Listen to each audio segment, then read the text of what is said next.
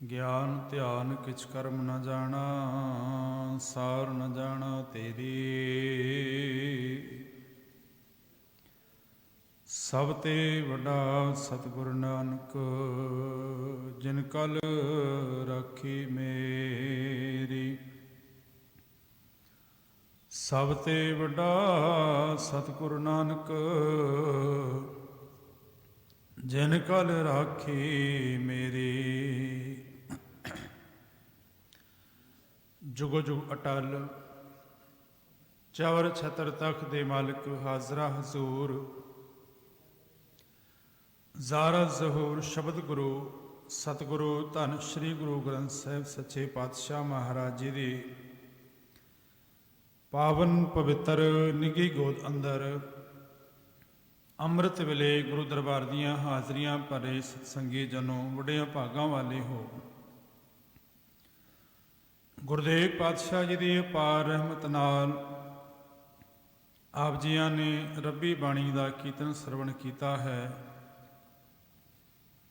ਸੁਣੀ ਪੁਕਾਰ ਦਾਤਾਰ ਪ੍ਰਭ, ਗੁਰੂ ਨਾਨਕ ਜਗ ਮਾਹਿ ਪਠਾਇਆ। ਗੁਰੂ ਨਾਨਕ ਸੱਚੇ ਪਾਤਸ਼ਾਹ ਮਹਾਰਾਜ ਜੀ ਦੇ ਪਾਵਨ ਜੀਵਨ ਦੀ ਵਿਚਾਰ ਆਰੰਭੀ ਹੋਈ ਹੈ। ਸਾਧ ਸੰਗਤ ਜੀ, ਪਿਛਲੇ ਦੀਵਾਨਾਂ ਦੇ ਵਿੱਚ ਆਪ ਜੀ ਨੇ ਸਰਵਣ ਕੀਤਾ ਹੈ ਗੁਰੂ ਨਾਨਕ ਸੱਚੇ ਪਾਤਸ਼ਾਹ ਦੇ ਆਮਦ ਤੋਂ ਲੈ ਕੇ ਗੁਰੂ ਨਾਨਕ ਸੱਚੇ ਪਾਤਸ਼ਾਹ ਸੁਲਤਾਨਪੁਰ ਲੋਧੀ ਪਹੁੰਚੇ ਨੇ। ਵਿਚਾਰ ਲਈ ਜੁੜਨ ਲਈ ਆਪ ਮਨੋ ਬਿਰਤੀਆਂ ਨੂੰ ਇਕਾਗਰ ਕਰਦਿਆਂ ਬੜੇ ਅਦਬ ਪਿਆਰ ਨਾਲ ਫਤਿਹ ਨਾਲ ਸਾਂਝ ਪਾਓ। ਆਖੋ ਜੀ ਵਾਹਿਗੁਰੂ ਜੀ ਕਾ ਖਾਲਸਾ, ਵਾਹਿਗੁਰੂ ਜੀ ਕੀ ਫਤਿਹ। ਧੰਨ ਸਤਿਗੁਰੂ ਗੁਰੂ ਨਾਨਕ ਸੱਚੇ ਪਾਤਸ਼ਾਹ ਮਹਾਰਾਜ ਤਲਵੰਡੀ ਤੋਂ ਸੁਲਤਾਨਪੁਰ ਲੋਧੀ ਪਹੁੰਚੇ ਨੇ। ਉਹਨਾਂ ਦੇ ਸਤਿਕਾਰਯੋਗ ਜੀਜਾ ਜੀ, ਜਿਨ੍ਹਾਂ ਦਾ ਨਾਮ ਭਾਈਆ ਜੈ ਰਾਮ ਜੀ ਹੈ, ਦੌਲਤ ਖਾਂ ਲੋਧੀ ਦੇ ਨਾਲ ਚੰਗੀ ਸਾਂਝ ਹੈ। ਇਸ ਲਈ ਮੋਦੀ ਦੀ ਕਾਰ ਗੁਰੂ ਨਾਨਕ ਸੱਚੇ ਪਾਤਸ਼ਾਹ ਨੇ ਸੰਭਾਲੀ ਹੈ। ਔਰ ਮੋਦੀ ਸੁਲਤਾਨਪੁਰ ਲੋਧੀ ਦੇ ਵਿੱਚ ਇਹ ਕਾਰ ਜਿਹੜੀ ਹੈ ਕੋਈ ਇੱਕ ਛੋਟੀ ਜੀ ਦੁਕਾਨ ਨਹੀਂ ਹੈ। ਅਸਲ ਦੇ ਵਿੱਚ ਉਸ ਵੇਲੇ ਇਹ ਵਪਾਰ ਦਾ ਸੈਂਟਰ ਹੈ, ਜਿੱਥੋਂ ਦੀ ਸਾਰਾ ਵਪਾਰ ਹੁੰਦਾ ਹੈ। ਇਤਿਹਾਸਕਾਰ ਲਿਖਦੇ ਨੇ ਕਿ ਮੋਦੀ ਦੀ ਕਾਰ ਸੁਲਤਾਨਪੁਰ ਦੇ ਵਿੱਚ ਉਹਦੇ ਨਾਲ 32 ਬਾਜ਼ਾਰ ਲੱਗਦੇ ਸਨ ਤੇ 32 ਬਾਜ਼ਾਰਾਂ ਦਾ ਜਿਤਨਾ ਵੀ ਰਾਸ਼ਨ ਜਾਂਦਾ ਹੈ, ਸਮਾਨ ਜਾਂਦਾ ਹੈ, ਉਹ ਮੋਦੀ ਦੀ ਕਾਰ ਦੇ ਚੋਂ ਜਾਂਦਾ ਹੈ। ਗੁਰੂ ਨਾਨਕ ਸੱਚੇ ਪਾਤਸ਼ਾਹ ਨੇ ਇਹ ਸਾਰਾ ਪ੍ਰਬੰਧ ਜਿਹੜਾ ਹੈ ਆਪਣੇ ਹੱਥਾਂ ਦੇ ਚ ਲਿਆ ਤੇ ਬਖੂਬੀ ਗੁਰੂ ਪਾਤਸ਼ਾਹ ਨੇ ਇਸ ਨੂੰ ਨਿਭਾਇਆ ਵੀ। ਪਰ ਇੱਕ ਨਵੇਕਲੀ ਗੱਲ ਇਹ ਸੀ ਕਿ ਇੱਥੇ ਜੋ ਪਹਿਲੇ ਆਂਦੇ ਸਨ ਉਹਨਾਂ ਨੂੰ ਤਾੜਨਾ ਮਿਲਦੀ ਸੀ, ਪਰ ਅੱਜ ਜਦੋਂ ਤੋਂ ਗੁਰੂ ਨਾਨਕ ਸੱਚੇ ਪਾਤਸ਼ਾਹ ਨੇ ਮੋਦੀ ਦੀ ਕਾਰ ਸੰਭਾਲੀ ਹੈ, ਜੋ ਵੀ ਲੋੜਵੰਦ ਆਂਦਾ ਹੈ ਉਸ ਨੂੰ ਗੁਰੂ ਪਾਤਸ਼ਾਹ ਆਪਣੇ ਘਰੋਂ ਖਾਲੀ ਨਹੀਂ ਭੇਜਦੇ। ਲੋੜਵੰਦਾਂ ਦੀ ਵੀ ਗੁਰੂ ਪਾਤਸ਼ਾਹ ਸੇਵਾ ਕਰਦੇ ਨੇ, ਉਹਨਾਂ ਦੀਆਂ ਝੋਲੀਆਂ ਭਰਦੇ ਨੇ।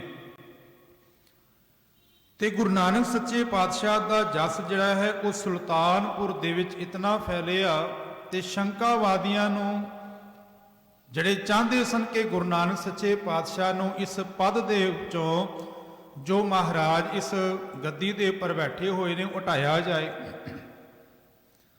ਕਿਉਂਕਿ ਹਰ ਇੱਕ ਮਨੁੱਖ ਦੀ ਚਾਹ ਹੁੰਦੀ ਹੈ ਕਿ ਚੰਗੇ ਪਦ ਦੇ ਉੱਪਰ ਉਹ ਆਪ ਬੈਠੇ। ਤੇ ਤਲਵੰਡੀ ਤੋਂ ਆਉਣ ਵਾਲਾ ਇੱਕ ਸਧਾਰਨ ਪੁਰਸ਼ ਜਿਹੜਾ ਹੈ ਉਹਨਾਂ ਦੀਆਂ ਨਜ਼ਰਾਂ ਦੇ ਵਿੱਚ ਆ ਕੇ ਮੋਦੀ ਦੀ ਕਾਰ ਸੰਭਾਲੇ, ਉਹ ਕਿਵੇਂ ਬਰਦਾਸ਼ਤ ਕਰ ਸਕਣ ਲਈ ਬੜੇ ਸ਼ਿਕਾਇਤਾਂ ਵੀ ਹੋਈਆਂ। ਦੌਲਤ ਖਾਨ ਦੇ ਕੋਲ ਸ਼ਿਕਾਇਤਾਂ ਹੋਈਆਂ ਤੇ ਬਕਾਇਦਾ ਗੁਰੂ ਨਾਨਕ ਸੱਚੇ ਪਾਤਸ਼ਾਹ ਨੇ 3 ਵਾਰੀ ਹਿਸਾਬ ਵੀ ਦਿੱਤਾ ਔਰ ਤਿੰਨੋਂ ਵਾਰੀ ਗੁਰੂ ਪਾਤਸ਼ਾਹ ਦੇ ਵੱਲ ਹਿਸਾਬ ਵਧਿਆ ਹੀ ਘਟਿਆ ਨਹੀਂ। ਇਹ ਸਾਰੇ ਦੇਖ ਕੇ ਹੈਰਾਨ ਸਨ ਕਿ 32 ਬਾਜ਼ਾਰਾਂ ਦੇ ਵਿੱਚ ਵੀ ਸਮਾਨ ਪੂਰਾ ਜਾਂਦਾ ਹੈ। ਜੋ ਵੀ ਕੋਈ ਲੋੜਵੰਦ ਆਂਦਾ ਹੈ, ਕੋਈ ਮੰਗਣ ਵਾਲਾ ਆਂਦਾ ਹੈ ਤੇ ਗੁਰੂ ਪਾਤਸ਼ਾਹ 13 ਕਰਕੇ ਤੋਲੀ ਜਾਂਦੇ ਨੇ, ਉਹਨੂੰ ਦੇਈ ਜਾਂਦੇ ਨੇ। ਪਰ ਇਹ ਕਾਰ ਦੇ ਵਿੱਚ फिर भी वाधा है। उत्थे दी घटना है कि भगीरथ जी आए ते भगीरथ गुरु नानक सच्चे पातशाह दे कोलों जदों समान तुलवान लगे ना ते एक हाथे दे विच छाबा पकड़िया होया, तकड़ी पकड़ के बाबा नानक एका एका एका करके तोली गए। भगीरथ ने देखा भई ये पुरख एक एक करके तोली जा रहा है। जदों 7 होए ते आखन लगे पुरखा एका नहीं हुण 7 हो गया है, 7 हो गया है। बाबा नानक मुस्कुरा के फिर 7 7 7 करके तोले गए। ते जदों 13 होया गणती दा ते भगीरथ ने हथ पकड़ के कह लगा पुरखा हुण 7 नहीं हुण 13 हो गया है। बस इतनी की लोड़ सी। महाराज ने छाबा एक पासे रखिया, तराजू एक पासे रखिया ते ओ पुरख जो भगीरथ सी तुरन वेले आखन लगा कि पुरखा जिहड़ा काम तू पकड़िया होया है ना, इस ढंग दे नाल लोकी उजड़दे देखे ने। ते बाबा नानक आखन लगे 13 13 दे विच ते लोकी वसदे ने, मैं करके ही लोकी संसार दे उजड़दे ने। ते ये ओ भगीरथ ने जिन्हां दी संगत करके मनसुख जिहड़ा है गुरु नानक सच्चे पातशाह दे चरनां दा भोरा बनिया। ते मनसुख तो बाद संगला दीप का जो राजा है शिवनाभ, वो गुरु नानक सच्चे पातशाह के चरनां का मुरीद बनया। ये एक वखरा सबजैक्ट है, पर कहण का भाव कि भगीरथ जिन्हें संगत की गुरु नानक सच्चे पातशाह महाराज के चरनां की, ये सुल्तानपुर लोधी की घटना है। महाराज ने केवल सुल्तानपुर ही नहीं, जो भी इत्थे लोड़वंद आंदा सी, क्योंकि गुरु पातशाह की कीर्ति हर पासे हुई ते हर दियां झोलियां भरियां। 3 वार जदों महाराज का हिसाब किताब मोदी की कार का होया, तीसरी वार गुरु पातशाह ने आप ये चाबियां जड़ियां ने नवाब दौलत खान नूं पकड़ाइयां कि हुण साडे कोलों ये काम नहीं होएगा। जिस काम दे विच विश्वास ना होए, शंका बनिया रहे, वो काम असीं नहीं कर सकते। याद रखना गुरु नानक सच्चे पातशाह ने ये मोती की कार आप छोड़ी है। उस तो बाद वेई नदी के अंदर गुरु नानक सच्चे पातशाह का प्रवेश होंदा है। मरदाना जी नाल ने एक दिन तो बाद सारे पासे रोला पै गया। सारे सुल्तानपुर के अंदर हाहाकार है, क्योंकि एडी चोटी का जोर लगाया लोगों ने, पर वेई नदी अंदरों गुरु नानक सच्चे पातशाह नूं लभ ना सके। सुल्तानपुर की ऐसी कोई अख नहीं है जिहड़ी सेजल ना होई होए उस दिन, पर जे एक अख सेजल नहीं होई वो है बेबे नानकी दी। क्योंकि बेबे नानकी जानते ने जो लोगों नूं तारण आया होए उन्होंने वेई नदी नहीं डुबा सकती। उते जगत नूं तारण आए ने। दूसरा दिन चढ़िया, दूसरी रात पई, लोग अजे भी गुरु नानक सच्चे पातशाह की ख्याति और गुरु नानक सच्चे पातशाह के परोपकारा करके सारे लोग सुल्तानपुर के अंदर इंज कह लवा कि निराश ने, अखां दे च हंझू ने। पर गुरु नानक सच्चे पातशाह जो आप नारायण का परमेश्वर का रूप ने, तीसरे दिन जदों गुरु पातशाह फिर वेई नदी ते चों बाहर निकले ना, लोकां दियां अखां अज भी सेजल ने, पर उन्हां अखां दे अज खुशी है। बेबे नानकी नूं कहते हैं कि तेरा वीर वापस परत आया। भरोसा सी बेबे नानकी नूं। गुरु नानक सच्चे पातशाह वेई नदी तो बाहर निकलदियां होइयां जो असी मूल मंत्र पढ़ते हाँ, एक ओंकार सतनाम करता पुरख निर्भो निर्वैर अकाल मूरत अजूनी सहभंग गुर प्रसाद। ये गुरु पातशाह ने मूल मंत्र पहली बार वेई नदी तो बाहर निकलदियां होया पातशाह ने उच्चारण किया, जो संपूर्ण रूप दे 33 बार गुरु ग्रंथ साहिब महाराज की पावन बाणी अंदर अंकित है। दूसरा गुरु पातशाह ने बचन उच्चारिया सी कि ना हम हिंदू ना मुसलमान, अल्लाह राम के पिंड परा। गुरु पातशाह उतों ते फिर शमशान भूमि वाल जाते ने। बड़ा संखेप इतिहास में रख रहे हैं। ਤੇ ਸ਼ਮਸ਼ਾਨ ਜਦੋਂ ਪਹੁੰਚਦੇ ਨੇ, ਇਸ ਗੱਲ ਦਾ ਇਹ ਪਤਾ ਬੇਬੇ ਨਾਨਕੀ ਨੂੰ ਪਤਾ ਲੱਗਦਾ ਹੈ। ਬੇਬੇ ਨਾਨਕੀ ਜੀ ਨੂੰ ਕਹਿ ਕੇ ਮਰਦਾਨਾ ਜੀ ਨੂੰ 20 ਰੁਪਏ ਪ੍ਰਾਪਤ ਹੋਏ ਤੇ ਗੁਰੂ ਨਾਨਕ ਸੱਚੇ ਪਾਤਸ਼ਾਹ ਨੇ ਮਰਦਾਨੇ ਨੂੰ ਕਿਹਾ ਕਿ ਮਰਦਾਨਿਆ ਜਾ ਕੇ ਫਿਰੰਦਾ ਨਾਮ ਦਾ ਸਾਡਾ ਸਿੱਖ ਹੈ, ਉਹਦੇ ਕੋਲੋਂ ਰਬਾਬ ਤੁਸੀਂ ਲੈ ਕੇ ਆਣੀ ਹੈ। ਮਰਦਾਨਾ ਜੀ ਪਹੁੰਚੇ ਫਿਰੰਦੇ ਨਾਮ ਦੇ ਗੁਰੂ ਕੇ ਪਿਆਰੇ ਸਿੱਖ ਕੋਲ, ਤੇ ਫਿਰੰਦਾ ਜੋ ਦੇਖਦਾ ਹੈ, ਪਤਾ ਲੱਗਦਾ ਹੈ ਕਿ ਗੁਰੂ ਨਾਨਕ ਸੱਚੇ ਪਾਤਸ਼ਾਹ ਦਾ ਸੇਵਕ ਹੈ ਮਰਦਾਨਾ। ਮਰਦਾਨੇ ਦੀ ਬੜੀ ਆਓ ਭਗਤ ਕੀਤੀ ਤੇ ਅੱਗੋਂ ਪੁੱਛਿਆ ਕਿ ਇਹ ਰਬਾਬ ਤੂੰ ਲੈਣ ਆਏ, ਇਹਦੇ ਬਦਲੇ ਦੇਂਗਾ ਕੀ? ਮਰਦਾਨਾ ਜੀ 1 ਮਿੰਟ ਲਈ ਸ਼ੰਕਾ ਕਰਦੇ ਨੇ, ਕਹਿੰਦੇ ਨੇ ਕਿ ਗੁਰੂ ਪਾਤਸ਼ਾਹ ਕਹਿੰਦੇ ਨੇ ਮੇਰਾ ਬੜਾ ਪਿਆਰਾ ਸਿੱਖ ਹੈ ਤੇ ਸੌਦੇਬਾਜ਼ੀ ਕਰ ਰਿਹਾ, ਆਖਣ ਲਗਾ ਮੈਂ ਪੈਸੇ ਲੈ ਕੇ ਆਇਆ। ਫਿਰੰਦਾ ਜੀ ਕਹਿਣ ਲੱਗੇ ਪੈਸੇ ਮੈਂ ਨਹੀਂ ਲੈਣੇ। ਜੇ ਤੁਸੀਂ ਪੈਸੇ ਨਹੀਂ ਲੈਣੇ, ਮਰਦਾਨਾ ਜੀ ਨੇ ਕਿਹਾ ਮੈਂ ਅਨਾਜ ਲੈ ਕੇ ਆ ਜਾਂਦਾ ਹਾਂ, ਕੁਝ ਸਮਾਨ ਲੈ ਕੇ, ਵਸਤੂ ਲੈ ਕੇ ਆਂਦਾ, ਉਹ ਤੁਸੀਂ ਲੈ ਕੇ ਰਬਾਬ ਮੈਨੂੰ ਦੇ ਦਿਓ। ਫਿਰੰਦੇ ਨੇ ਇੱਕੋ ਗੱਲ ਕਹੀ, ਕਹਿਣ ਲੱਗੇ ਤੂੰ ਮੈਨੂੰ ਇਹ ਭਰੋਸਾ ਦਵਾ, ਤੇਰੀ ਇਹ ਭੇਟਾ ਹੈ ਕਿ ਇਹ ਰਬਾਬ ਜੇ ਵਜੇਗੀ ਤੇ ਕੇਵਲ ਗੁਰੂ ਨਾਨਕ ਸੱਚੇ ਪਾਤਸ਼ਾਹ ਦੇ ਅੱਗੇ ਵਜੇ ਤੇ ਹੋਰ ਕਿਸੇ ਦੇ ਅੱਗੇ ਨਹੀਂ। ਤੇ ਰਹਿੰਦੀ ਦੁਨੀਆ ਤੱਕ ਮਰਦਾਨੇ ਨੇ ਉਹ ਰਬਾਬ ਕੇਵਲ ਗੁਰੂ ਨਾਨਕ ਸੱਚੇ ਪਾਤਸ਼ਾਹ ਦੇ ਅੱਗੇ ਹੀ ਵਜਾਏ। ਭਾਵੇਂ ਗੁਰੂ ਪਾਤਸ਼ਾਹ ਵੱਡੇ ਵੱਡੇ ਬਾਦਸ਼ਾਹਾਂ ਦੀ ਸੰਗਤ ਕੀਤੀ, ਗੁਰੂ ਪਾਤਸ਼ਾਹ ਦੇ ਕੋਲ ਜਦੋਂ 4 ਉਦਾਸੀਆਂ ਦੇ ਵਕਤ ਮਹਾਰਾਜ ਬਾਦਸ਼ਾਹਾਂ ਨੂੰ ਵੀ ਮਿਲੇ, ਗੁਰੂ ਪਾਤਸ਼ਾਹ ਫਕੀਰਾਂ ਨੂੰ ਵੀ ਮਿਲੇ, ਗੁਰੂ ਪਾਤਸ਼ਾਹ ਨੇ ਇੰਜ ਕਹਿ ਲਵਾਂ ਕਿ ਜੋ ਜੀਵਨ ਤੋਂ ਪੱਧਰ ਤੋਂ ਗਿਰ ਚੁੱਕੇ ਸਨ ਉਹਨਾਂ ਨੂੰ ਵੀ ਮਿਲੇ, ਮਨਮੁਖਾਂ ਨੂੰ, ਗੁਰਮੁਖਾਂ ਨੂੰ, ਪਰ ਇਹ ਰਬਾਬ ਕੇਵਲ ਗੁਰੂ ਨਾਨਕ ਸੱਚੇ ਪਾਤਸ਼ਾਹ ਦੇ ਅੱਗੇ ਵੱਜੀ ਹੈ। ਮਰਦਾਨਾ ਜੀ ਇਹ ਰਬਾਬ ਲੈ ਕੇ ਗੁਰੂ ਪਾਤਸ਼ਾਹ ਦੇ ਕੋਲ ਆਏ। ਸੁਲਤਾਨਪੁਰ ਤੋਂ ਉਦਾਸੀ ਦੀ ਆਰੰਭਤਾ ਹੋਈ ਹੈ ਤੇ ਪਹਿਲਾ ਜਿਹੜਾ ਪੜਾਅ ਕੀਤਾ ਹੈ ਉਹ ਦੁਨੀ ਚੰਦ ਦੇ ਕੋਲ ਜਾ ਕੇ ਲਾਹੌਰ ਵਿੱਚ ਕੀਤਾ ਹੈ ਗੁਰੂ ਪਾਤਸ਼ਾਹ ਨੇ। ਦੁਨੀ ਚੰਦ ਦੇ ਕੋਲ ਜਦੋਂ ਪਹੁੰਚਦੇ ਨੇ ਤੇ ਬੜੇ ਲੋਕੀ ਉੱਥੇ ਇਕੱਠੇ ਹੋਏ ਨੇ, ਇੰਜ ਕਹਿ ਲਵਾਂ ਇੱਕ ਫੰਕਸ਼ਨ ਚੱਲ ਰਿਹਾ ਹੈ। ਗੁਰੂ ਪਾਤਸ਼ਾਹ ਜਾਣੀ ਜਾਣ ਆਖਣ ਲੱਗੇ ਮਰਦਾਨਿਆ ਇਸ ਘਰ ਦੇ ਅੰਦਰ ਕੋਈ ਕਾਰਜ ਹੋ ਰਿਹਾ ਹੈ, ਪਤਾ ਕਰਕੇ ਆ। ਮਰਦਾਨਾ ਜੀ ਗਏ, ਕਹਿ ਲਗੇ ਗੁਰੂ ਪਾਤਸ਼ਾਹ ਦੁਨੀ ਚੰਦ ਆਪਣੇ ਪਿਤਾ ਦਾ ਸ਼ਰਾਧ ਕਰ ਰਿਹਾ ਹੈ। ਤੇ ਗੁਰੂ ਪਾਤਸ਼ਾਹ ਅਸੀਂ ਵੀ ਚਲੀਏ। ਮਹਾਰਾਜ ਗਏ ਨਾਲ ਮਰਦਾਨਾ ਜੀ। ਦੁਨੀ ਚੰਦ ਨੇ ਬੜਾ ਸਤਿਕਾਰ ਕੀਤਾ। ਗੱਲ ਸੰਖੇਪ ਰੱਖਾਂ ਕਿ ਮਹਾਰਾਜ ਨੇ ਪੁੱਛਿਆ ਦੁਨੀ ਚੰਦ ਇਹ ਕੀ ਕਾਰਜ ਕਰ ਰਹੇ?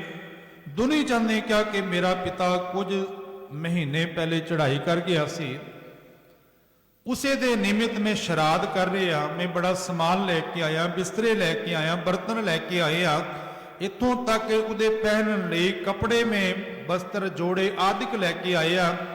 ਇਹ ਸ਼ਰਾਧ ਕੀਤਾ ਹੋਇਆ ਮੇਰੇ ਬਜ਼ੁਰਗਾਂ ਤੱਕ ਪਹੁੰਚੇਗਾ। ਸਾਧ ਸੰਗਤ ਗਰੁੜ ਪੁਰਾਣ ਦੇ ਅੰਦਰ ਇਹ ਲਿਖਿਆ ਹੈ, ਨਾ ਹੀ ਗੁਰੂ ਗ੍ਰੰਥ ਸਾਹਿਬ ਅੰਦਰ, ਨਾ ਹੀ ਸਿੱਖ ਰਹਿਤ ਮਰਿਆਦਾ ਅੰਦਰ। ਇਹ ਗਰੁੜ ਪੁਰਾਣ ਕਹਿੰਦਾ ਹੈ ਕਿ ਮਨੁੱਖ ਦੇ ਜਾਣ ਤੋਂ ਬਾਅਦ ਤਕਰੀਬਨ 13 ਮਹੀਨੇ ਤੱਕ ਸਵਰਗ ਦੇ ਉਹ ਦਰਵਾਜ਼ੇ ਖੁੱਲੇ ਰਹਿੰਦੇ ਨੇ ਤੇ ਜੋ ਸਮਾਨ ਫਿਰ ਪੰਡਤ ਪਹੁੰਚਾਉਂਦਾ ਹੈ ਉਹ ਸਮਾਨ ਉੱਥੇ ਤੱਕ ਪਹੁੰਚ ਜਾਂਦਾ ਹੈ। ਮਹਾਰਾਜ ਨੇ ਫਿਰ ਤੇ ਕੋਤਕ ਰਚਿਆ। ਗੁਰੂ ਪਾਤਸ਼ਾਹ ਨੇ ਆਪਣੇ ਕੋਲੋਂ ਸੂਈ ਦਿੱਤੀ, ਆਖਣ ਕਿ ਦੁਨੀ ਚੰਦ ਤੇਰੇ ਪਿਤਾ ਦੇ ਵਾਸਤੇ ਬੜਾ ਸਮਾਨ ਜਾ ਰਿਹਾ ਹੈ, ਇੱਕ ਕੰਮ ਕਰ ਸਾਡੀ ਸੂਈ ਵੀ ਉੱਥੇ ਤੱਕ ਪਹੁੰਚਾ ਦੀ, ਅਸੀਂ ਆਪ ਦਰਗਾਹ ਦੇ ਚ ਲੈ ਲਿਆਂਗੇ। ਦੁਨੀ ਚੰਦ ਨੇ ਉਹ ਸੂਈ ਜਿਹੜੀ ਹੈ ਪੁਰੋਹਿਤ ਜਿਹੜਾ ਹੈ ਪੰਡਤ ਹੈ ਉਹਨੂੰ ਦਿੱਤੀ। ਕਿਤਨਾ ਸਮਾਨ ਜਾਏਗਾ ਤੇ ਛੋਟੀ ਜੀ ਸੂਈ ਭੇਜ ਦੇਣਾ। ਬ੍ਰਾਹਮਣ ਚਲਾਕ ਤੇ ਸੀ, ਉਹਨੇ ਮਨਾ ਕਰਤਾ, ਕਹਿੰਦੇ ਕਿ ਸੂਈ ਨਹੀਂ ਜਾ ਸਕਦੀ। ਗੁਰੂ ਪਾਤਸ਼ਾਹ ਜਾ ਚੁੱਕੇ ਸਨ। ਦੁਨੀ ਚੰਦ ਦੀ ਘਰ ਵਾਲੇ ਕਹਿਣ ਲੱਗੇ ਕਿ ਪੀਰ ਨੇ, ਪੀਰਾਂ ਦਾ ਸਮਾਨ, ਫਕੀਰਾਂ ਦਾ ਸਮਾਨ ਰੱਖਿਆ ਨਹੀਂ ਜਾਂਦਾ, ਸਾਨੂੰ ਮੋੜ ਕੇ ਆਣਾ ਪਏਗਾ। ਉਹ ਗਏ ਗੁਰੂ ਨਾਨਕ ਸੱਚੇ ਪਾਤਸ਼ਾਹ ਦੇ ਚਰਨਾਂ ਦੇ ਕੋਲ। ਗੁਰੂ ਪਾਤਸ਼ਾਹ ਕੁਝ ਦੂਰੀ ਪਰ ਬੈਠੇ ਸਨ। ਕਹਿਣ ਲੱਗੇ ਮਹਾਰਾਜ ਉਸ ਬ੍ਰਾਹਮਣ ਨੇ ਮਨਾ ਕਰ ਦਿੱਤਾ ਹੈ, ਹੋਰ ਸਾਰਾ ਸਮਾਨ ਚਲਾ ਜਾਏਗਾ ਪਰ ਤੁਹਾਡੀ ਸੂਈ ਨਹੀਂ ਜਾ ਸਕਦੀ। ਮਹਾਰਾਜ ਮੁਸਕਰਾ ਪਏ। ਗੁਰੂ ਪਾਤਸ਼ਾਹ ਨੇ ਫਿਰ ਉੱਥੇ ਉਹ ਸ਼ਲੋਕ ਜੋ ਆਸਾ ਕੀ ਵਾਰ ਦੇ ਅੰਦਰ ਅਸੀਂ ਪੜ੍ਹਦੇ ਹਾਂ ਉਚਾਰਨ ਕੀਤਾ। ਯਾਦ ਰੱਖਣਾ, ਆਸਾ ਕੀ ਵਾਰ ਦੀ ਬਾਣੀ ਦੇ ਕੁਝ ਸ਼ਲੋਕ ਗੁਰੂ ਪਾਤਸ਼ਾਹ ਨੇ ਦੁਨੀ ਚੰਦ ਦੇ ਥਾਂ ਦੇ ਉੱਪਰ ਉਚਾਰਨ ਕੀਤੇ। ਕੁਝ ਪਾਕ ਪਟਨ ਦੀ ਧਰਤੀ ਪਰ ਔਰ ਸਾਰੀ ਜਿਹੜੀ ਬਾਣੀ ਮੁਕੰਮਲ ਕੀਤੀ ਗਈ। ਇਹ ਕਰਤਾਰਪੁਰ ਜਦੋਂ ਗੁਰੂ ਪਾਤਸ਼ਾਹ ਉਦਾਸੀਆਂ ਤੋਂ ਬਾਅਦ 18 ਸਾਲ ਕਰਤਾਰਪੁਰ ਦੀ ਧਰਤੀ ਪਰ ਮਹਾਰਾਜ ਨੇ ਆਪ ਹੱਥੀਂ ਕਿਰਤ ਕੀਤੀ। ਉਸ ਵੇਲੇ ਆਸਾ ਕੀ ਵਾਰ ਦੀ ਬਾਣੀ ਨੂੰ ਮੁਕੰਮਲਤਾ ਜਿਹੜੀ ਹੈ ਪੌੜੀਆਂ ਸਮੇਤ ਦਿੱਤੀ ਗਈ। ਮਹਾਰਾਜ ਨੇ ਉਹ ਸ਼ਲੋਕ ਜੋ ਆਸਾ ਕੀ ਵਾਰ ਦੇ ਅੰਦਰ ਅਸੀਂ ਪੜ੍ਹਦੇ ਹਾਂ, ਗੁਰੂ ਪਾਤਸ਼ਾਹ ਨੇ ਆਖਿਆ ਕਿ ਜੇ ਮੁਹਾਕਾ ਘਰ ਮੋਹ ਹੈ, ਮੁਹਾਕਾ ਤੂੰ ਪਾਓ ਠੱਗੀ ਕਰਨ ਵਾਲਾ। ਕਿਸੇ ਦੇ ਘਰੋਂ ਠੱਗ ਕੇ ਲੈ ਕੇ ਆ ਜਾਏ, ਪਿਤਰੀ ਚੋਰ ਕਰੇ। ਸਤਿਗੁਰ ਆਖਦੇ ਜੇ ਮੁਹਾਕਾ ਘਰ ਮੋਹ ਹੈ, ਘਰ ਮੋਹ ਪਿਤਰੀ ਦੇ, ਤੇ ਫਿਰ ਆਪਣੇ ਪਿਤਰਾਂ ਲਈ ਆਪਣੇ ਘਰ ਦਾ ਸਮਾਨ ਜੋ ਉਸਨੇ ਬਾਹਰੋਂ ਠੱਗ ਕੇ ਲਿਆਂਦਾ ਹੈ, ਚੋਰੀ ਕਰਕੇ ਲਿਆਂਦਾ ਹੈ, ਉਹਦੇ ਮਨ ਵਿੱਚ ਹੋਏਗਾ ਕਿ ਮੈਂ ਵੀ ਆਪਣੇ ਬਜ਼ੁਰਗਾਂ ਲਈ ਸ਼ਰਾਧ ਕਰਾਂ, ਮੇਰੇ ਬਜ਼ੁਰਗ ਕਿਤੇ ਭੁੱਖੇ ਨਾ ਰਹਿ ਜਾਣ, ਉਹਨਾਂ ਲਈ ਵੀ ਮੈਂ ਸਮਾਨ ਪਹੁੰਚਾਂ। ਉਹ ਵੀ ਅੱਗੇ ਬ੍ਰਾਹਮਣ ਨੂੰ ਆਪਣੇ ਘਰ 'ਚ ਬੁਲਾ ਕੇ ਉਹ ਸਮਾਨ ਦੇ ਦੇ। ਸਤਿਗੁਰ ਆਖਣ ਲੱਗੇ ਜੇ ਮੰਨ ਲਿਆ ਜਾਏ ਉਹ ਸਮਾਨ ਪਹੁੰਚ ਜਾਂਦਾ ਹੈ ਉੱਪਰ, ਤੇ ਅੱਗੇ ਕੀ ਹੋਏਗਾ? ਅੱਗੇ ਵਸ ਜਾਣੀ ਹੈ, ਅੱਗੇ ਵਸ ਜਾਣੀ ਜਾਏਗੀ। ਕਿਉਂਕਿ ਜਿਨ੍ਹਾਂ ਦੇ ਘਰੋਂ ਚੋਰੀ ਕਰਕੇ ਲੈ ਕੇ ਆਇਆ ਹੈ ਤੇ ਜਿਸ ਠੱਗ ਨੇ ਆਪ ਦਿੱਤਾ ਹੈ, ਉੱਪਰ ਉਹ ਸਮਾਨ ਸਿਆਣਿਆ ਗਿਆ। ਅੱਗੇ ਉਹਨਾਂ ਦਾ ਝਗੜਾ ਹੋ ਗਿਆ ਭਈ ਇਹ ਤੇ ਸਾਡੇ ਘਰ ਦਾ ਸਮਾਨ ਹੈ। ਫਿਰ ਹੋਏਗਾ ਕਿ ਦਰਗਾਹ ਦੇ ਅੰਦਰ ਫਿਰ ਜਿਹੜਾ ਠੱਗ ਸਮਾਨ ਠੱਗ ਕੇ ਲਿਆਇਆ ਸੀ, ਉਹਦੇ ਪਿੱਤਰ ਜਿਹੜੇ ਨੇ ਉਹ ਜੋ ਸਵਰਗਾਂ ਅੰਦਰ ਪਹੁੰਚੇ ਹੋਏ ਨੇ, ਉਹ ਵੀ ਮਾਲਕ ਦੇ ਘਰ ਦੇ ਵਿੱਚ ਚੋਰ ਹੀ ਗਿਣੇ ਜਾਣਗੇ। ਜੇ ਮੁਹਾਕਾ ਘਰ ਮੋਹ ਹੈ, ਘਰ ਮੋਹ ਪਿਤਰੀ ਦੇ, ਅੱਗੇ ਵਸ ਜਾਣੀਏ ਪਿਤਰੀ ਚੋਰ ਕਰੇ। ਤੇ ਅਗਲੀਆਂ ਪੰਕਤੀਆਂ ਨੇ ਵੱਡੀਆਂ ਹੱਥ ਦਲਾਲ ਕੇ, ਦਲਾਲ ਜਿਹੜਾ ਵਿਚੋਲਾ ਹੈ, ਜਿਹੜਾ ਸਮਾਨ ਪਹੁੰਚਾਉਣ ਵਾਲਾ ਹੈ, ਵੱਡੀਆਂ ਹੱਥ ਦਲਾਲ ਕੇ ਮੁਸਫੀ ਇਹ ਕਰੇ ਰੱਬ ਦੇ ਘਰ। ਇਹ ਮੁਸਫੀ ਹੁੰਦੀ ਹੈ, ਇਹ ਨਿਆਂ ਹੁੰਦਾ ਹੈ। ਅਖੀ ਦੇ ਗੁਰੂ ਪਾਤਸ਼ਾਹ ਆਖਦੇ ਨੇ ਕਿ ਨਾਨਕ ਅੱਗੇ ਸੋ ਮਿਲੇ ਜੇ ਖੱਟੇ ਘਾਲੇ ਦੇ। ਅੱਗੇ ਤੇ ਉਹ ਮਿਲੇਗਾ ਜੋ ਸੰਸਾਰ ਅੰਦਰ ਖਟਿਆ ਹੈ, ਘਾਲਿਆ ਹੈ, ਜੋ ਸਿਮਰਨ ਬੰਦਗੀ ਨਾਮ ਜਪੇ ਹੈ, ਉਹ ਜਾਣ ਵਾਲਾ ਹੈ, ਨਾ ਕਿ ਇਹ ਦੁਨੀਆ ਦੇ ਪਦਾਰਥ ਜਾਣ ਵਾਲੇ ਨੇ। ਤੇ ਦੁਨੀ ਚੰਦ ਗੁਰੂ ਨਾਨਕ ਸੱਚੇ ਪਾਤਸ਼ਾਹ ਚਰਨਾਂ ਦਾ ਮੁਰੀਦ ਬਣਿਆ। ਉਹ ਕਰਤਾਰਪੁਰ ਆਂਦਾ ਰਹਿੰਦਾ ਸੀ।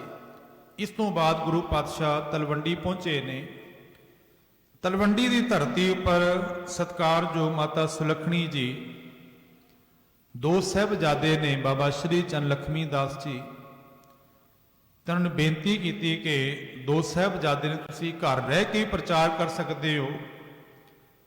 ਜੋ ਕਵੀ ਨੇ ਪੰਕਤੀਆਂ ਕਲਮਬੰਦ ਕੀਤੀਆਂ ਨੇ, ਉਹ ਆਖਣ ਲੱਗੇ ਕਿ ਸੁਲੱਖਣੀ ਨੂੰ ਕਹਿਣ ਲੱਗੇ ਕਿ ਤੂੰ ਦੋ ਪੁੱਤਰਾਂ ਦੀ ਗੱਲ ਕਰਦੀ ਹੈ, ਮੈਨੂੰ ਤੇ ਇਹ ਸਾਰੀ ਪ੍ਰਥਮੀ ਜਿਹੜੀ ਹੈ ਜਲਦੀ ਹੋਈ ਨਜ਼ਰ ਆ ਰਹੀ ਹੈ ਕਿ ਬਾਬਾ ਦੇਖਿਆ ਧਿਆਨ ਧਰ। ਜਦੋਂ ਬਾਬਾ ਗੁਰੂ ਨਾਨਕ ਸੱਚੇ ਪਾਤਸ਼ਾਹ ਧਿਆਨ ਕਰਕੇ ਦੇਖਦੇ ਨੇ ਤੇ ਜਲਦੀ ਸਭ ਪ੍ਰਥਮੀ ਦਿਸੇ ਆਈ। ਸਤਿਗੁਰ ਮਹਾਰਾਜ ਨੇ ਫਿਰ ਉੱਥੋਂ ਯਾਤਰਾ ਸ਼ੁਰੂ ਕਰਨੀ ਹੈ। ਪਰ ਇੱਕ ਗੱਲ ਯਾਦ ਰੱਖਣਾ ਕਿ ਸਤਿਗੁਰ ਮਹਾਰਾਜ ਦਿਨ ਦੇ ਪ੍ਰਕਾਸ਼ ਦੇ ਵਿੱਚ ਸਾਰਿਆਂ ਨੂੰ ਇਹ ਸਨੇਹਾ ਦੇ ਕੇ, ਸਾਰੀਆਂ ਜ਼ਿੰਮੇਵਾਰੀਆਂ ਦੇ ਕੇ ਤਾਂ ਤਲਵੰਡੀ ਤੋਂ ਤੁਰੇ ਨੇ। ਮਹਾਤਮਾ ਬੁੱਧ ਜਿਨ੍ਹਾਂ ਦਾ ਨਾਮ ਸਿਧਾਰਥ ਹੈ, ਰਾਤ ਦੇ ਹਨੇਰੇ ਦੇ ਵਿੱਚ ਜਸ਼ੋਦਰਾ ਉਹਨਾਂ ਦੀ ਘਰਵਾਲੀ ਸੁੱਤੀ ਹੋਈ ਹੈ, ਪੁੱਤਰ ਰਾਹੁਲ ਉਹਨਾਂ ਦਾ ਸੁੱਤਾ ਹੋਇਆ, ਤੇ ਅੱਧੀ ਰਾਤ ਹਨੇਰੇ ਦੇ ਵਿੱਚ ਘਰ ਛੋੜ ਕੇ ਨਿਕਲੇ ਨੇ। ਪਰ ਗੁਰੂ ਨਾਨਕ ਸੱਚੇ ਪਾਤਸ਼ਾਹ ਸਾਰੀਆਂ ਜ਼ਿੰਮੇਵਾਰੀਆਂ ਨੂੰ ਦੇ ਕੇ ਤਾਂ ਗੁਰੂ ਪਾਤਸ਼ਾਹ ਤਲਵੰਡੀ ਧਰਤੀ ਉੱਪਰ ਤੁਰੇ ਨੇ। ਤੇ ਮਹਿਤਾ ਕਲਿਆਣ ਦਾਸ ਦੀਆਂ ਅੱਖਾਂ ਸੇਜਲ ਹੋਈਆਂ ਤੇ ਉਹਨਾਂ ਨੇ ਬੇਨਤੀ ਕੀਤੀ, ਬੇਟਾ ਤੂੰ ਤੁਰ ਹੀ ਪਏ, ਤੂੰ ਇੱਥੇ ਦੀ ਜ਼ਮੀਨ ਨਹੀਂ ਸੰਭਾਲੀ, ਮੈਂ ਬਰਦਾਸ਼ਤ ਕਰ ਲਿਆ, ਮੈਂ ਸਹਿਨ ਕਰ ਲਿਆ ਕਿ ਤੂੰ ਖੇਤੀਬਾੜੀ ਨਹੀਂ ਸੰਭਾਲੀ, ਤੂੰ ਪਟਵਾਰੀ ਦਾ ਕਾਰਜ ਨਹੀਂ ਸੰਭਾਲਿਆ, ਮੈਂ ਉਹ ਵੀ ਬਰਦਾਸ਼ਤ ਕਰ ਲਿਆ, ਤੂੰ ਬਹੁਤਾ ਸਮਾਂ ਮੋਦੀ ਦੀ ਕਾਰ ਵੀ ਨਾ ਸੰਭਾਲੀ, ਮੈਂ ਉਹ ਵੀ ਸਹਾਰ ਗਿਆ। ਪਰ ਮੇਰੇ ਕੋਲ ਉਹ ਨਹੀਂ ਸਹਾਰਿਆ ਜਾਣਾ ਕਿ ਜਦੋਂ ਮੈਂ ਸੰਸਾਰ ਤੋਂ ਜਾਵਾਂ ਕਿਸੇ ਹੋਰ ਦੇ ਮੋਢਿਆਂ ਦੇ ਉੱਪਰੋਂ ਜਾਵਾਂ।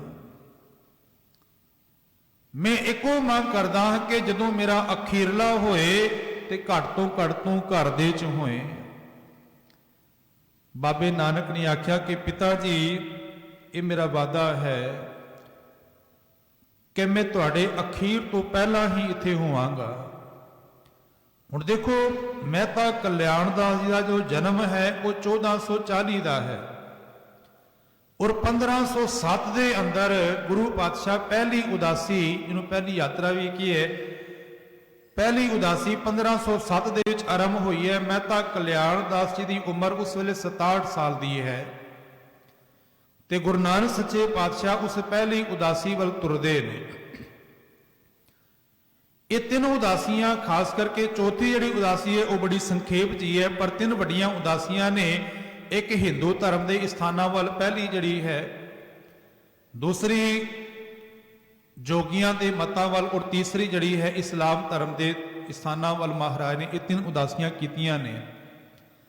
पहली उदासी वेले गुरु पातशाह हरिद्वार पहुंचते ने ते हरिद्वार के अंदर जो कर्म कांड, क्योंकि गुरु पातशाह ने अपनी पावन बाणी अंदर आख्या कि कादी कूड़ बोल मल खाए, बामण नावे जियां काए, जोगी जुगत न जाने अंध, तीने उजाड़े का बंद। तीनों धर्म के आगू जिन्हां ने संसार नूं लोकां नूं सीधे राह पाना सी, यही लोग संसार नूं कुराहे पा रहे सन। कर्म कांडां दा बोल बाला सी उस वेले। ते की है कि कादी कूड़ बोल मल खाए, कादी झूठ बोल के वो आखदे कि जो मैं कह रहा ये रब दा, खुदा दा, परमेश्वर दा हुक्म है, ते कूड़ बोल बोल के रिश्वती होया है। भाई गुरदास जी के बचन कि कादी होए रिश्वती, वड्डी लैके हक गवाए। कादी कूड़ बोल मल खाए, बाबा नानक आखदे ने बामण नावे जियां घाए, ते ब्राह्मण जिहड़ा है जिंदिया होया नूं ठग ही रहा है, मरण तो बाद भी लोगों के नाम के उपर श्राद्ध होर कर्म कांडां के नाम के उपर उन्हां दा घाण कर रहा है। जोगी जुगत न जाने अंध, जोगी नूं जीवन जीण दी जुगत ही नहीं आई। हालांकि जोगी सियाणे सन, वो घर बार त्याग के जंगलों के पहाड़ों दी कंदरां ते जाके रहन लग पे। उन्होंने सोचा सब तो श्रेष्ठ धर्म यही है। महाराज हुण हरिद्वार पहुंचे ने, ब्राह्मणों के धार्मिक स्थानां वल तुरे ने पातशाह पहली उदासी वेले। हरिद्वार पहुंचे ते उत्थे ब्राह्मण लोकां नूं भरम दे च पाउण लई सूरज नूं पानी दे रहे ने। सियाणे लोग कहते हैं कि अगर ये व्यायाम है ना तो बहुत वधिया व्यायाम है, क्योंकि सूरज चढ़दा होए और पानी दीयां किरणां उहदे सामने पैण, अखां नूं बड़ी उहदे नाल अखां दी रोशनी वधदी है। पर वो पानी दे रहे सन कि असीं सूरज नूं पानी दे रहे हां, जो साडे पूर्वज संसार तो चले गए ने, वो सूरज के उपर उत्थे वसते ने, ते साडा पानी उत्थे करोड़ां अरबां मील जिहड़ा है उत्थे पानी पहुंच रहा है। ते वो साखी आप सारिਆਂ ਨੂੰ याद है। गुरु पातशाह पुठे वल पानी देन लग पे।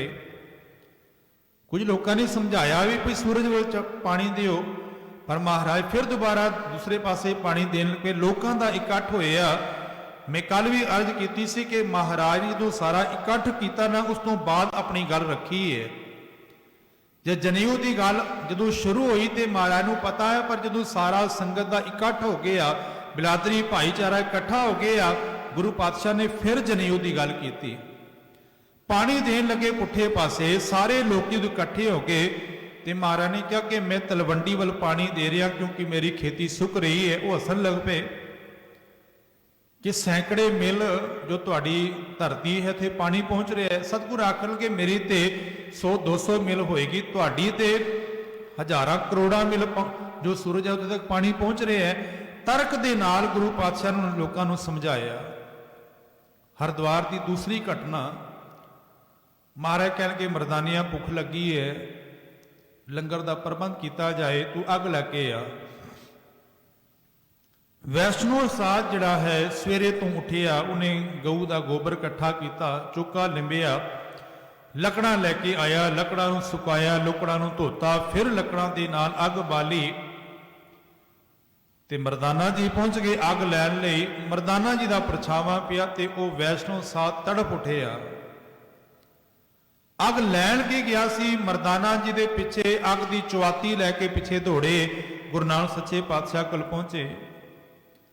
महाराज कहन लगे, साध जी या साधु जी, असी तो मरदाने नूं अग लैन भेजिया ही है, तुसी क्यों खिचल कीती है? अगों साध कहन लगा, मैं अग देन नहीं, मैं इसनूं साड़न वास्ते आया। महाराज आखन लगे, की कीता इसने? ਕਿ ਇਹਨੇ ਸਾਡਾ ਚੌਕਾ ਜਿਹੜਾ ਹੈ ਉਹ ਭ੍ਰਿਸ਼ਟ ਦਿੱਤਾ ਹੈ। ਮਹਾਰਾਜ ਕਹਿਣਗੇ ਤੁਹਾਡਾ ਧਰਮ ਇਤਨਾ ਨੀਵਾਂ ਹੈ ਕਿ ਇੱਕ ਬੰਦੇ ਦੇ ਪਰਛਾਵੇਂ ਦੇ ਨਾਲ ਧਰਮ ਭ੍ਰਿਸ਼ਟਿਆ ਜਾਏ। ਉਹਨੇ ਕਿਹਾ ਕਿ ਚਾਰ ਜਿਹੜੇ ਜਾਤਾਂ ਨੇ ਨਾ, ਇਹਨਾਂ ਜਾਤਾਂ ਕਰਕੇ ਧਰਮ ਭ੍ਰਿਸ਼ਟਿਆ ਜਾਂਦਾ ਹੈ। ਸਤਿਗੁਰ ਮਹਾਰਾਜ ਨੇ ਉੱਥੇ ਆਪਣੀ ਪਾਵਨ ਬਾਣੀ ਅੰਦਰ ਸਮਝਾਇਆ ਕਿ ਜਿਹੜਾ ਚਾਰ ਜਾਤੀਆਂ ਨੂੰ ਤੁਸੀਂ ਨੀਵਾਂ ਗਿਣਦੇ ਹੋ ਨਾ, ਉਹ ਤੇ ਤੁਹਾਡੇ ਅੰਦਰ ਹੀ ਬੈਠੀਆਂ ਹੋਈਆਂ ਨੇ। ਗੁਰੂ ਪਾਤਸ਼ਾਹ ਦਾ ਬਚਨ ਸੀ ਕਿ ਕੁਬੁੱਧ ਡੂਮਣੀ, ਮਰਦਾਨਾ ਜੀ ਡੂਮ ਸਨ, ਮਰਾਸੀ ਸਨ। ਕਹਿੰਦੇ ਕਿ ਭੈੜੀ ਮੱਤ ਰੂਪੀ ਡੂਮ ਤੁਹਾਡੇ ਅੰਦਰ ਮੌਜੂਦ ਹੈ। ਕੁਦਇਆ ਕਸਾਇਣ, ਲੋਕਾਂ ਉੱਪਰ ਦਇਆ ਨਾ ਕਰਨ ਵਾਲੀ ਉਹ ਕਸਾਇਣ ਤੁਹਾਡੇ ਅੰਦਰ ਮੌਜੂਦ ਹੈ। ਪਰ ਨਿੰਦਾ, ਪਰਾਈ ਨਿੰਦਾ ਜਿਹੜੀ ਹੈ ਹਿਰਦੇ ਅੰਦਰ ਚੂੜੀ ਬੈਠੀ ਹੋਈ ਹੈ। ਤੇ ਮੁੱਠੀ ਕ੍ਰੋਧ ਚੰਡਾਲ, ਚੰਡਾਲ ਦੇ ਹੱਥੋਂ ਤੁਸੀਂ ਠੱਗੇ ਜਾ ਰਹੇ ਹੋ।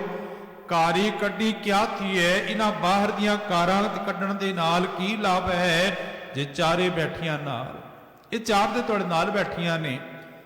ਤੁਸੀਂ ਕਹਿੰਦੇ ਹੋ ਇਹ ਚਾਰ ਜਾਤਾਂ ਮਾੜੀਆਂ ਨੇ, ਇਹ ਨੀਵੀਆਂ ਨੇ, ਪਰ ਇਹ ਚਾਰੇ ਤੇ ਤੁਹਾਡੇ ਅੰਦਰ ਬੈਠੀਆਂ ਹੋਈਆਂ ਨੇ। ਸੱਚ ਜਾਣਨਾ ਵੈਸ਼ਨੋ ਸਾਧ ਦੀਆਂ ਵੀ ਅੰਦਰ ਦੀਆਂ ਅੱਖਾਂ ਖੁੱਲ ਗਈਆਂ।